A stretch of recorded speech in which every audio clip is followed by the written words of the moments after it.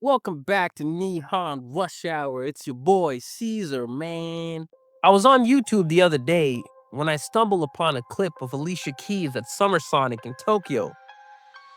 In this big festival stage with a packed crowd, and in the middle of her set, she brings out Awich and the bad bitch Byaku crew. Nene, Lana, Mari, and I. Now you might think, who cares? I mean, artists bring out guests all the time. Just another cameo, right? But no, for me, this one really hit different. Because Alicia Keys, a global icon, didn't just share the stage. She essentially put a spotlight on Japanese women in rap in front of tens of thousands of people, in person, online. And it wasn't just a cosign, right? This was like a cultural handshake. Seeing each other as equals and sitting at the same table. And if you zoom out, it really feels like a signal that hip-hop is entering a new phase in 2025, a movement where international collaboration isn't just some kind of publicity stunt, but it's the future. And right in the center of that shift is Awich. If you've been really paying attention, then you'll know that this isn't random. Awich has been building to this moment for years.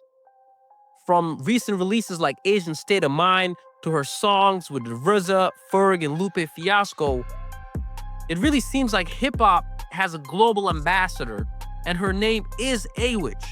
And I know that Awich has been getting some criticism for the way that she's been representing Japan on a global scale.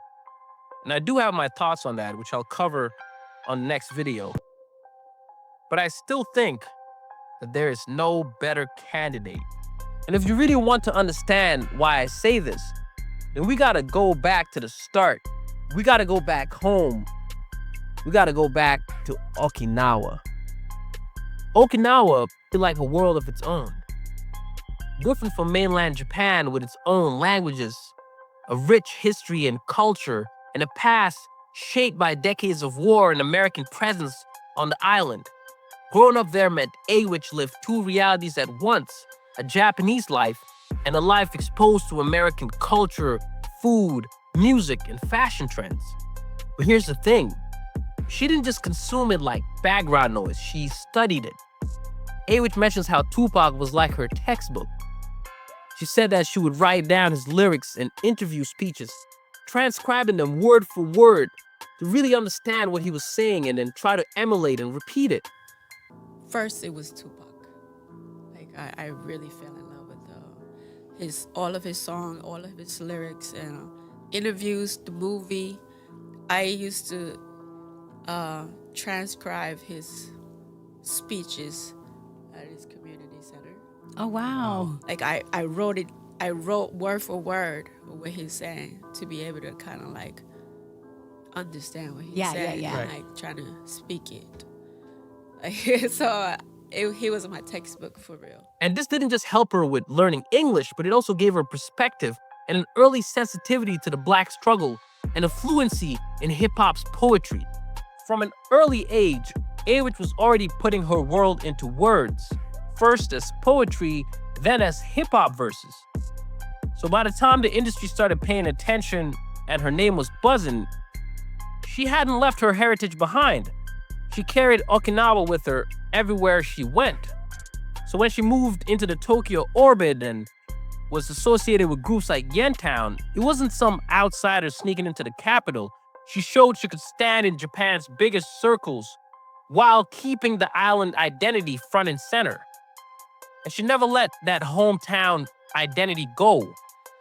With her 098 radio compilations, named after Okinawa's area code, she pulled local artists onto the national stage, turning her platform into theirs.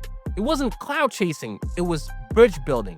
She wasn't saying, oh, I made it out. She was saying, I'm bringing the island with me. And that's been her blueprint from the start. That's why I believe she's such a great global ambassador.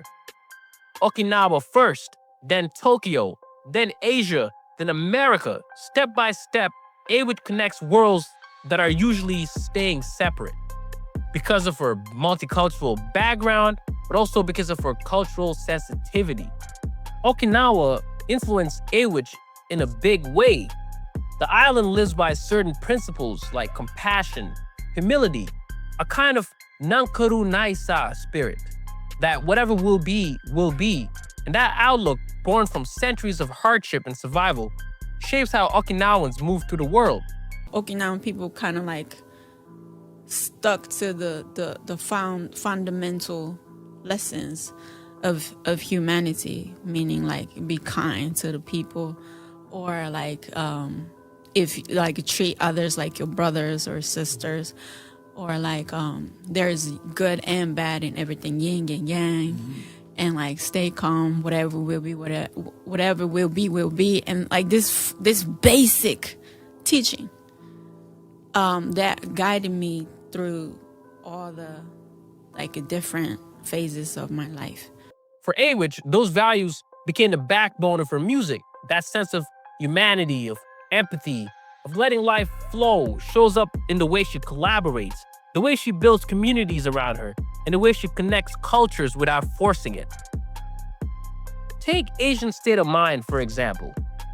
She could have done a remix with 1 or 2 Asian stars and called it a day. Instead, she brought together Krishna from India, Masiway from China, J Park from Korea, and Vanda from Cambodia. 5 rappers, 5 countries, 5 accents in one track. For years, Asian hip-hop scenes were siloed, divided by language, borders, politics, and suddenly they were side by side. It wasn't just a collab, it was a statement. And when she rapped senseis at Wu-Tang, love they showed for Asia, we give it back like a boomerang, that's not cosplay, that's reciprocity.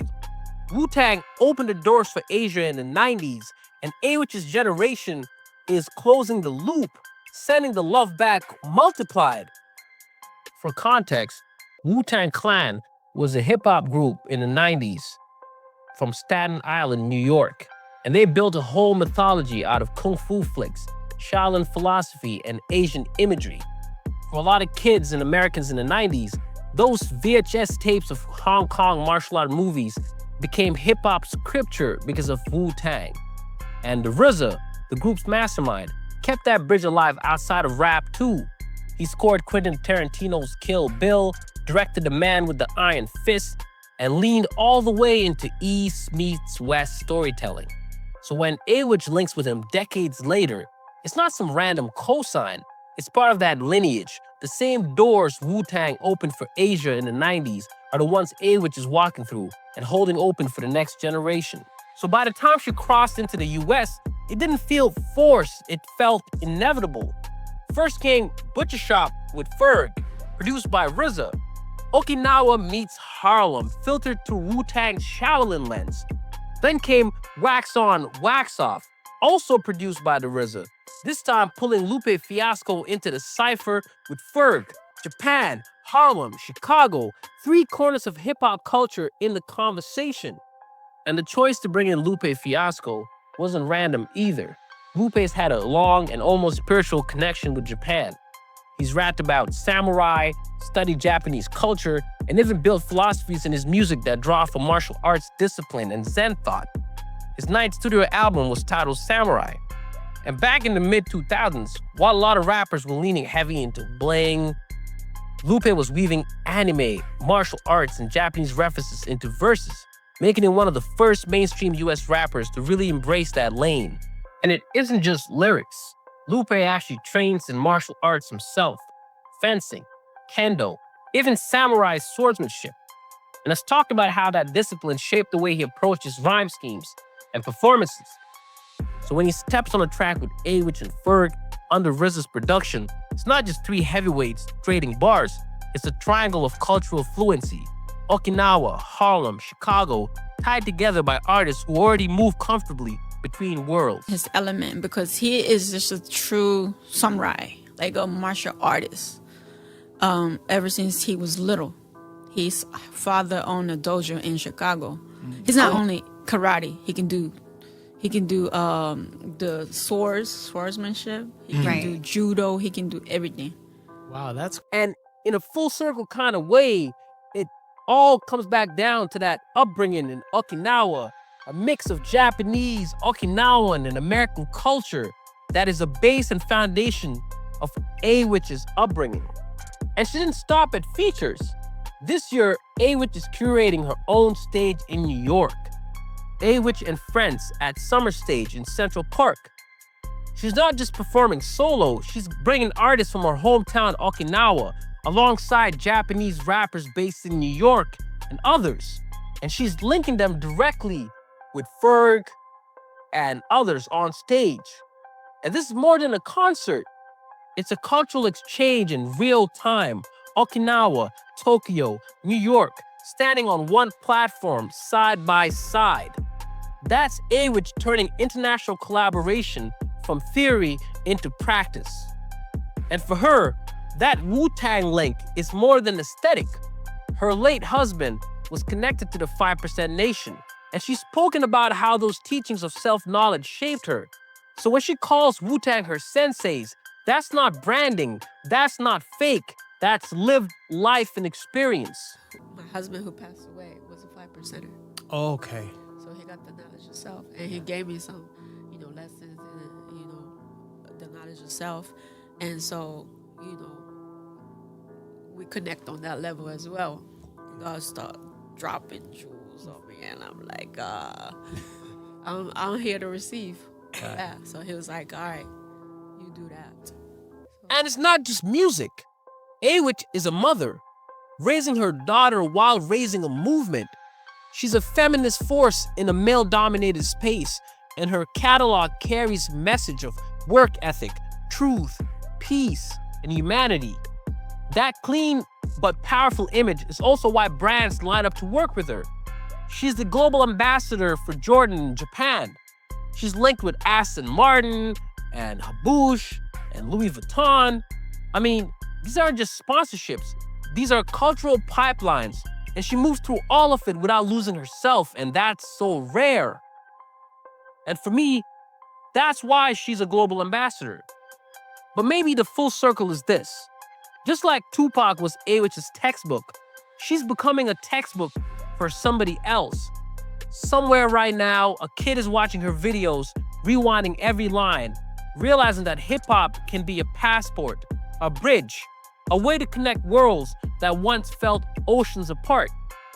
From Okinawa to Tokyo, from Tokyo to Asia, from Asia to America, step by step, Awich has been building bridges where walls used to be. She's not just Japan's queen, she's hip-hop's ambassador, and her name is Awich. And that's Nihon Rush Hour, man. It's your boy Caesar. If you like this video, like, comment, subscribe. Until next time, peace. No excuse, get the bag, can't complain, this on use, no cutting slack.